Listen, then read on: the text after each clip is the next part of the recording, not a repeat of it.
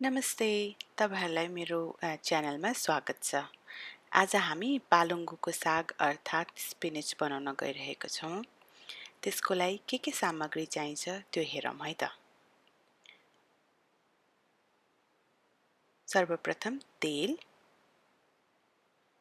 जीरा, लसुन, सुकेको रातो खुर्सानी, नुन, बेसार अनि स्पिनच या पालुङ्गो। अब पकाउँ है त। सुरुमा चाहिँ मैले यहाँ एउटा प्यान तताएँ। त्यो तातेपछि यहाँ तेल राखेँ मैले।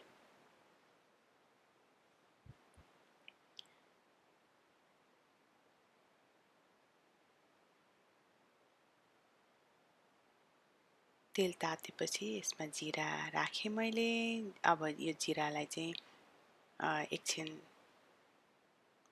पाक्न दिन्छु।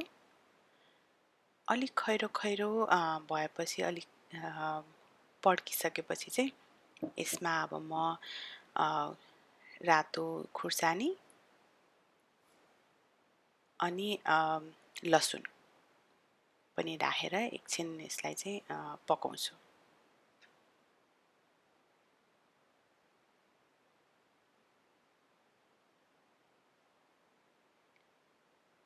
यो लसुन चाहिँ अब अलिअलि खैरो खैरो हुन्जेलसम्म पकाउँछु।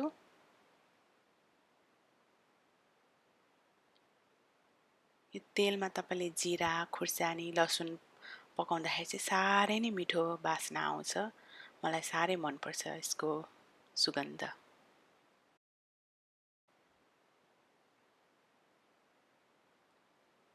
अब यो अलि खैरो खैरो भइसक्यो। अब यसमा म साग राख्न जाँदैछु।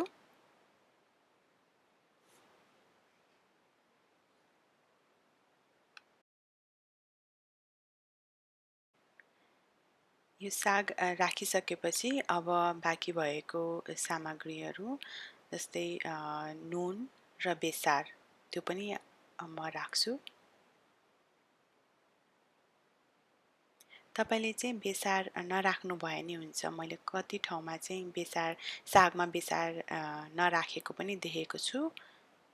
तर म चाहिँ प्राय जसो सबै तरकारीमा चाहिँ बेसार राख्छु, त्यही भएर यहाँ पनि छुटाएकी छुइनँ।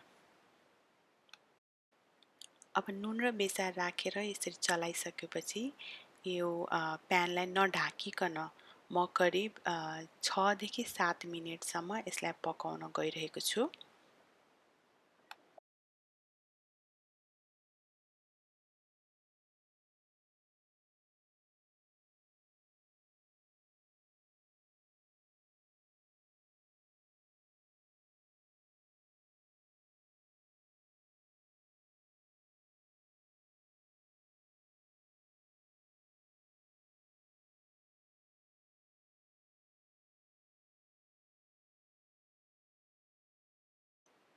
यो 6-7 मिनेट सम्म पकाएपछि सागबाट आएको पानीहरू पनि सुक्छ अनि यो चाहिँ यस्तो देखिन्छ।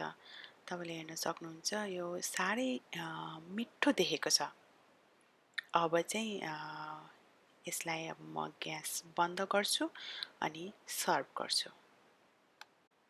यहाँ मैले एउटा कचौरा लिएको छु। अब यो कचौरामा चाहिँ अघि पकाएको पालुङ्गोको साग सर्भ गर्न गइरहेको छु।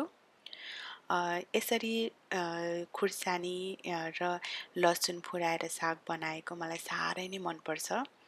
यो पालुङ्गोको साग होस् या अरू कुनै पनि साग होस् साह्रै स्वाद दिन्छ यसले। आशा छ तपाईले पनि यसरी साग बनाउनु हुनेछ र मिठो मानेर खानुहुनेछ। तपाईलाई मेरो भिडियो राम्रो लागेको छ भने प्लिज लाइक गर्न नबिर्सिनुहोस् अनि मेरो च्यानललाई पनि सब्स्क्राइब गर्नुहोला। तपाईलाई राम्रो लागेन भने पनि डिसलाइक बटन क्लिक गर्नुभए हुन्छ र कमेन्टमा पनि लेख्नुभए हुन्छ आफ्नो विचार। धन्यवाद। See you next time.